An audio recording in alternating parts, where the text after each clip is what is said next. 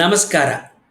ನಮ್ಮ ಇಂದಿನ ವಿಷಯ ಶ್ರೀರಂಗಂ, ಫಾಲ್ಗುಣ ಉತ್ತರ ನಕ್ಷತ್ರದ ಹಬ್ಬ ಮತ್ತು ಸಂಗಮ್ ಸಾಹಿತ್ಯದ ಕಾಲ. ಸಂಗಮ್ ಕಾಲ ಮತ್ತು ಸಾಹಿತ್ಯದ ಪ್ರಾಚೀನತೆಗೆ ಕೊಡುವ ಹಲವು ಕಾರಣಗಳಲ್ಲಿ ಅದು ಒಳಗೊಂಡಿರುವ ವಿಷಯವನ್ನು ಎತ್ತಿ ತೋರಿಸಲಾಗುತ್ತೆ. ಅಗಮ್ಮು ಬೇಟಕೂಟಗಳನ್ನು, ಪುರಮ್ಮು ಹೋರಾಟ ಮತ್ತು ರಾಜರುಗಳ ಮೇಲಾಟದ ರಾಜಕೀಯ, ಸಾಮಾಜಿಕ ಚಿತ್ರಗಳನ್ನು ಕಟ್ಟಿಕೊಡ್ತೈತೆ. ಈ ಸಾಹಿತ್ಯದಲ್ಲಿ ದೇವರು, ದೈವ, ಆಧ್ಯಾತ್ಮಗಳಿಗೆ ಸ್ಥಾನ ಇಲ್ಲ. ಇದು ಧರ್ಮವನ್ನು ಪರಿಗಣಿಸದ ಸಾಹಿತ್ಯ. ಕೆಲವು ಕಡೆ ಕಂಡುಬರುವ ಮುರುಘ, ಕೊಟ್ಟವೆ ಮುಂತಾದ ದೇವತೆಗಳು ಇರದಾರಾದರೂ ಕೂಡ ಸಾಹಿತ್ಯದಲ್ಲಿ ಹೋಲಿಕೆಗೆ ತಿರುಮಲ, ಬಲರಾಮ, ಶಿವ, ರಾಮಾಯಣ, ಮಹಾಭಾರತದ ಪ್ರಸಂಗಗಳು ಕಾಣಿಸ್ಕೊಳ್ತೇವೆ. ಆದರೂ ಕೂಡ ಸಾಹಿತ್ಯದಲ್ಲಿ ಲೌಕಿಕತೆಯ ಪ್ರಧಾನ. ನಂತರ ಕಾಣಿಸುವ ಭಕ್ತಿ ಕಾಲದ ಹಬ್ಬಗಳು, ಉತ್ಸವಗಳಲ್ಲಿಲ್ಲ. ಸಂಗಮ ಹಾಡುಗಳ ತಮಿಳಗಮನ ಅತ್ಯಂತ ಸಹಜ ಕಾಲಾವಧಿಯನ್ನು ಪ್ರತಿಬಿಂಬಿಸ್ತವೆ ಅಂತ ವಾದವನ್ನು ಮಂಡಿಸಲಾಗಿದೆ. ಬೇಟ, ಕೂಟ ಮತ್ತು ಕದನವನ್ನು ಪ್ರತಿಬಿಂಬಿಸುವ ಯಾವುದೇ ಸಣ್ಣದಾದಂಥ ಹಾಡುಗಳಲ್ಲಿ ದೈವ ನಂಬಿಕೆಗಳು ಸಾಂಕೇತಿಕವಾಗಿ ಕುರುಹು ರೂಪದಲ್ಲಿ ಅಥವಾ ರೂಪಕವಾಗಿ ಮಾತ್ರ ಬರ್ತವೆ. ಇತರ ಆಕಾರಗಳನ್ನ ಪರಿಗಣಿಸಿದ ಒಂದು ನಿರ್ದಿಷ್ಟ ಸಾಹಿತ್ಯದ ಆಧಾರದ ಮೇಲೇ ಒಂದು ಕಾಲಾವಧಿಯನ್ನು, ಸಮಾಜದ ಲಕ್ಷಣಗಳನ್ನು ತಿಳಿಯೋದಕ್ಕೆ ಸಾಧ್ಯ ಇಲ್ಲ. ಜಾನಪದ ಗೀತೆಗಳಲ್ಲಿ, ಕಥೆಗಳಲ್ಲಿ ದೈವ, ಪಾರಲೌಕಿಕ ತೊಳಲಾಟಗಳು ನಮಗೆ ಅಷ್ಟಾಗಿ ಕಾಣಬರೋದಿಲ್ಲ. 15ನೇ ಶತಮಾನದ ನಂಜುಂಡನ ಕುಮಾರರಾಮ ಸಾಂಗತ್ಯದಲ್ಲೂ ಕೂಡ ನಮಗೆ ಎಲ್ಲಿಯೂ ದೈವ ಪ್ರಧಾನವಾಗಿ ಕಾಣಿಸಿಬರದೆ ಪುರಂ ಹಾಡುಗಳಲ್ಲಿ ಇರುವ ರೀತಿಯಲ್ಲಿ ಘಟನೆಗಳು ಮತ್ತು ಹೋರಾಟಗಳು ಪ್ರಧಾನವಾಗಿ, ಕದನಗಳು ಪ್ರಧಾನವಾಗಿ ಎದ್ದು ಕಾಣೋದನ್ನು ನಾವು ಗಮನಿಸಬಹುದು. ಈ ಹಿನ್ನೆಲೆಯಲ್ಲಿ ನಾವು ಕಾವೇರಿ ಮತ್ತು ಕೊಳ್ಳಿಡಂ ಕವಲುಗಳ ನಡುಗಡ್ಡಿನಲ್ಲಿರುವ ಶ್ರೀರಂಗಂ ದೇವಸ್ಥಾನ ಮತ್ತು ಅಲ್ಲಿ ನಡೆಯುವ ಉತ್ಸವಗಳತ್ತ ಒಂದು ಗಮನವನ್ನು ಹರಿಸೋಣ. ಶ್ರೀರಂಗಮು ರಾಮಾಯಣ, ಮಹಾಭಾರತ ಕಾಲದಿಂದ ಇದ್ದ ಪುಣ್ಯಕ್ಷೇತ್ರ ಅನ್ನುವ ಸಾಮಾನ್ಯ ನಂಬಿಕೆ ಇದೆ. ಇಂಥ ನಂಬಿಕೆಗಳು ನಮ್ಮ ದೇಶದ ಎಲ್ಲ ಪುಣ್ಯಕ್ಷೇತ್ರಗಳಲ್ಲೂ ಕಂಡುಬರ್ತವೆ.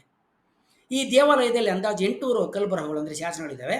ಇವುಗಳಲ್ಲಿ ಅತ್ಯಂತ ಪ್ರಾಚೀನವಾದುದು ಮೊದಲನೇ ಆದಿತ್ಯ ಚೋಳನ ಕಾಲಕ್ಕೆ ಸೇರುತ್ತೆ ಅಂತ ಲಿಪಿ ಲಕ್ಷಣಗಳ ಆಧಾರದ ಮೇಲೆ ತೀರ್ಮಾನವನ್ನು ಇತಿಹಾಸಕಾರರು ಮಾಡಿದ್ದಾರೆ.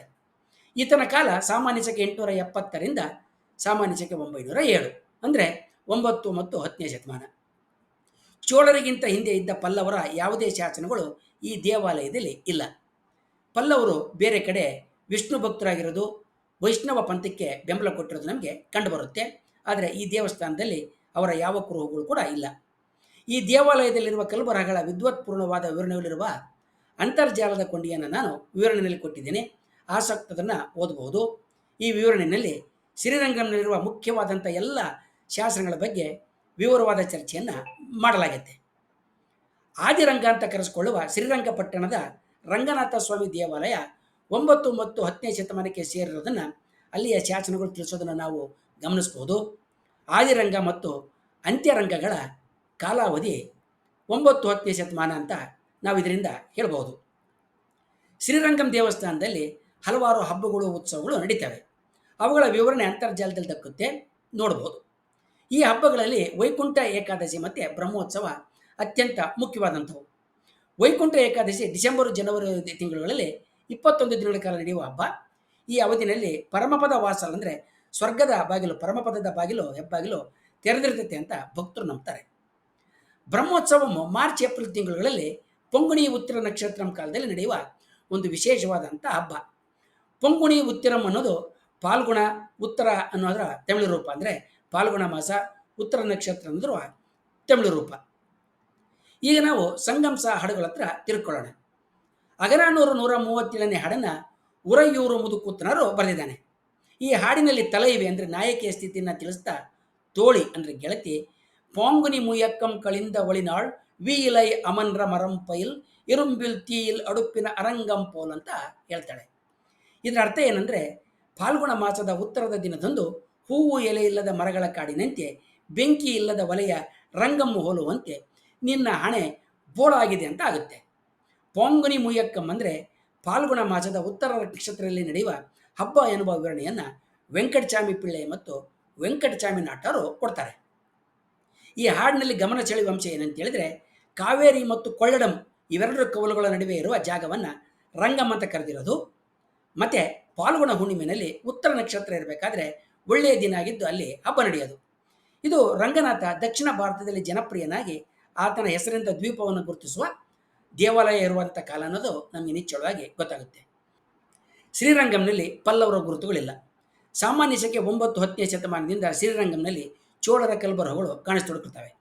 ಆದ್ದರಿಂದ ಬ್ರಹ್ಮೋತ್ಸವ ಮಾಡುವ ಶ್ರೀರಂಗ ಈಗ ನಂಬಲಾಗಿರುವ ಸಂಗಮ್ ಕಾಲಕ್ಕೆ ಸೇರೋದು ಸಾಧ್ಯ ಇಲ್ಲ. ಅದರಂತೆಯೇ ಈ ಹಾಡನ್ನು ಬರೆದಿರುವ ಉರಯೂರು ಮುದುಕುತ್ತನಾರ ಕಾಲ ಕೂಡ. ಇದಕ್ಕೆ ಪೂರಕ ಅನ್ನೋ ರೀತಿಯಲ್ಲಿ ಗುಂಪು ರಕ್ಕಸರ ಕೊಂದ ಬಂಗಾರದ ಹಾರದ ಕರಿಯ ಅಂದರೆ ಕೃಷ್ಣ ಮೈದಳದ ಅಂದರೆ ಹುಟ್ಟಿದ ನನ್ನಾಳ್ ಅಂದರೆ ಶುಭ ದಿನವನ್ನು ಆಚರಿಸುವ ಹಬ್ಬ ಕುರಿತಾಗಿ ಮಧುರೈ ಕಾಂಚಿನಲ್ಲಿ ಮಾಂಗುಡಿ ಮರುದನಾರು ತಿಳಿಸ್ತಾನೆ. ಅದನ್ನು ಆತ ಕಣಂಕೊಳ್ಳು ಅವನರ್ಗು ಕಡಂದ ಪೊಲಂದಾರು ಮಾಯೋನ್ ಮೇಯ್ ಒಣ್ಣು ನನ್ನಾಳ್ ಅಂತ ಕರಿತಾನೆ. ಆದ್ದರಿಂದ ಈ ಹಾಡುಗಳ ಕಾಲ 9 ಮತ್ತು 10ನೇ ಶತಮಾನ. ಶ್ರೀರಂಗಂ ದೇವಾಲಯದಲ್ಲಿರುವ ಒಂದು ಕನ್ನಡ ಶಾಸನ 6ನೆಯ ಚಾಲುಕ್ಯ ತ್ರಿಭುವನಮಲ್ಲ ವಿಕ್ರಮಾದಿತ್ಯ ಚಾಲುಕ್ಯ ಕಳಿಸಿದ್ದ ಕನ್ನಡ ಸಂಧಿ ವಿಗ್ರಹ ಬಗ್ಗೆ ಹೇಳ್ತೈತೆ. ಇದು ಚೋಳರ ಚರಿತ್ರೆಯಲ್ಲಿ ಒಂದು ಮಹಾನ್ ತಿರುವಿಗೆ ಕಾರಣ ಆಗಿದೆ. ಅದನ್ನು ನಾವು ಇನ್ನೊಂದು ವಿಡಿಯೋದಲ್ಲಿ ನೋಡೋಣ. ಹಾಗೆಯೇ ತಮಿಳು ಸಂಗಮ್ ಸಾಹಿತ್ಯ ಮತ್ತು ಇತರ ಸಂಗತಿಗಳ ಕುರಿತಾಗಿ ಮುಂದಿನ ವಿಡಿಯೋಗಳಲ್ಲಿ ನೋಡೋಣ. ನಮಸ್ಕಾರ, ವಂದನೆಗಳೊಂದಿಗೆ.